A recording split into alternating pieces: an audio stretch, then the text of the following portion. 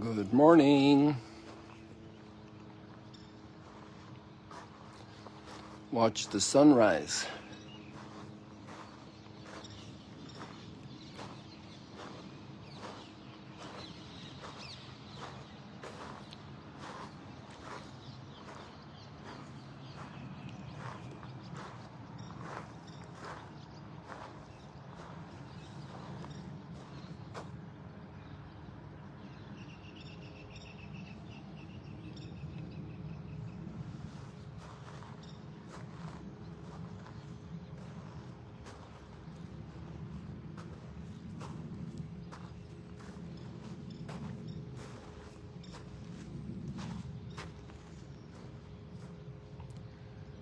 So this is just the palm tree we have here right in front of us.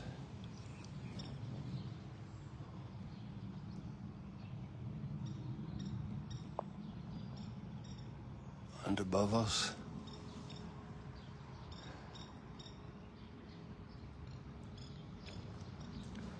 I'm being a little conservative in the movements today because of the issues with the connectivity. Also got an appointment at 7 o'clock. So I want to have this up, probably keep this just a little tad shorter today. And then after breakfast, God willing, we're off to Jerusalem.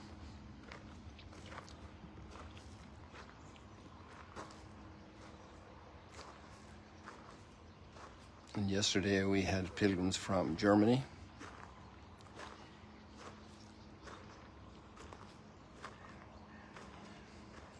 And others also that I don't remember.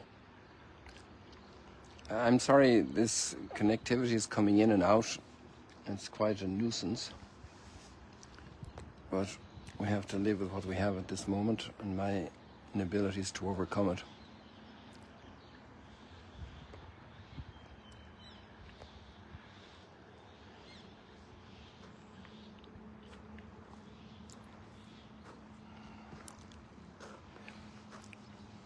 So we have very, very strong readings today. There's drama in both readings, quite a lot of drama.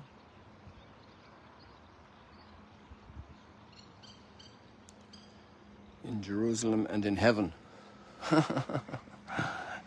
In the heavenly Jerusalem and in the earthly Jerusalem, a lot of drama.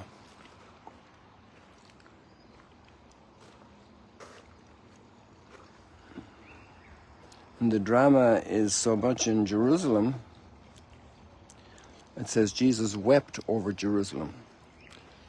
If we were in Jerusalem, I would want to have been at Dominus Flavit. That's the Latin for Jesus wept. Like here we have Duc in altum. So in Jerusalem we have Dominus Flavit, the Lord wept. So it's a kind of a style of naming places of prayer according to key words from the scriptures. And Duc in altum is a marvelous little chapel in the Mount of Olives overlooking the city, where we remembered these words of Jesus and the heartbreak. It's a weeping over sadness, over human rebellion, inconformity, closed heart, which is also primarily for us as we read the scriptures, a motivation for us, a questioning of our heart, where we stand today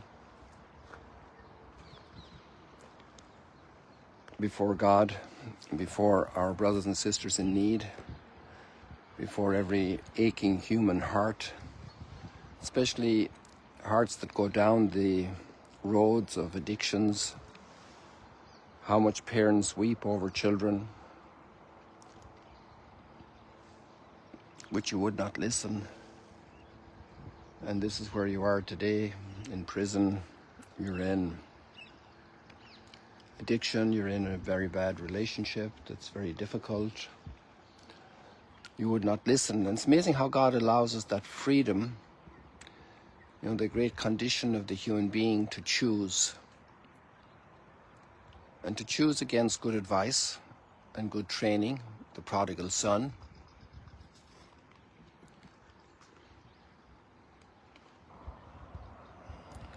Peter chose to deny Jesus 3 times.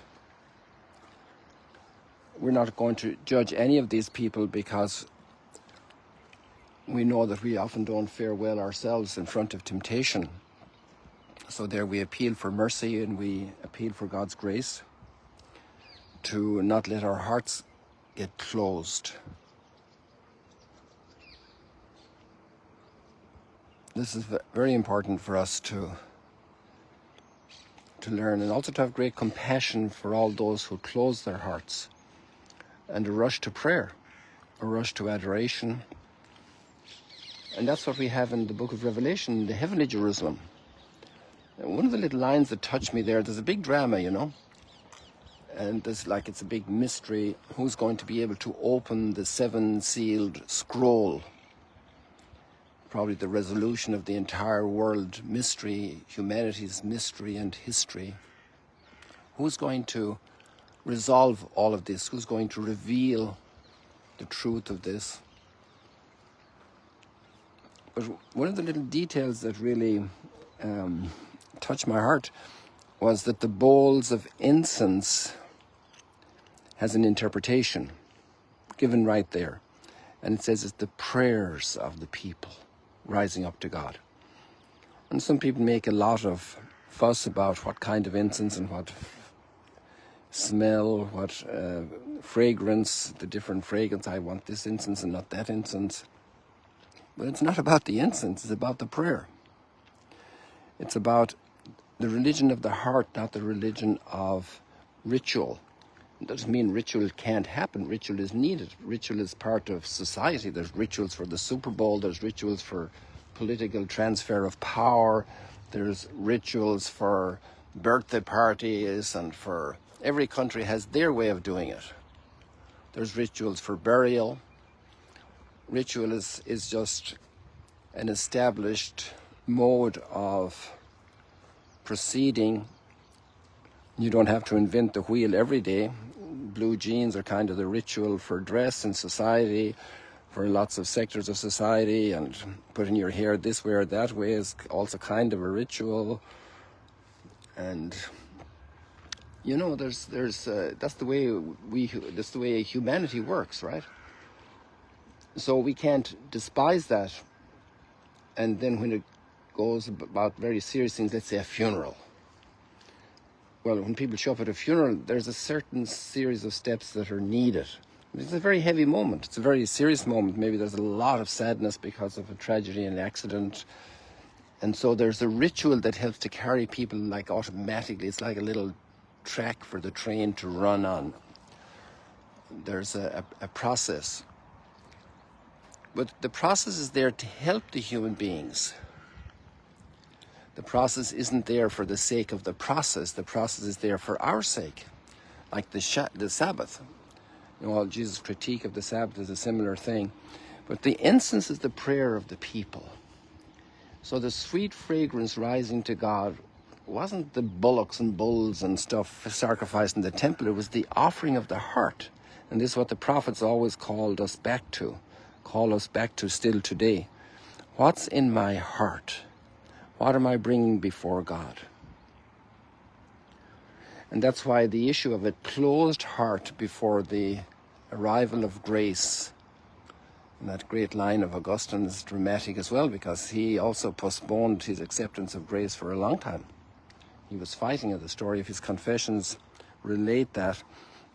And he says, fear the grace of God passing and not returning, because there's an opportunity, a beautiful opportunity in life that comes. And that's the sunrise of every day. And I'm not talking about the physical sunrise. I'm talking about the presence of God in our lives, the awareness in a fleeting moment. And I realize, wow, I need to say thank you. But then I'm so distracted with my phone. I'm so distracted with something going on. I don't say thank you to the Lord. Praying is kind of tough.